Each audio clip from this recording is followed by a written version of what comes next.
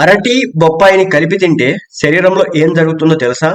అరటిపండు తినడం వల్ల శరీరానికి అవసరమైన అనేక పోషకాలు లభిస్తాయి. అరటిపండులో శరీరానికి అవసరమైన పొటాషియం, కాల్షియం లభించి శరీర కండరాలు కూడా బలపడతాయి. బొప్పాయిని రెగ్యులర్ గా తినడం వల్ల కొలెస్ట్రాల్ ని అదుపులో ఉంచుతుంది.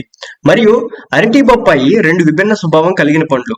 అందుకే వాటిని కలిపి తినడం వల్ల ఆరోగ్యానికి మంచిది కాదంటున్నారు వైద్యులు.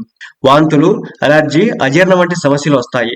శ్వాస సమస్యలు ఉన్నవారు బొప్పాయిని తినకపోవడం మంచిది. అరటిపండు, బొప్పాయి కలిపి తింటే ఉబ్బసం, ఇతర శ్వాసకోశ సమస్యలు వస్తాయని చెబుతున్నారు.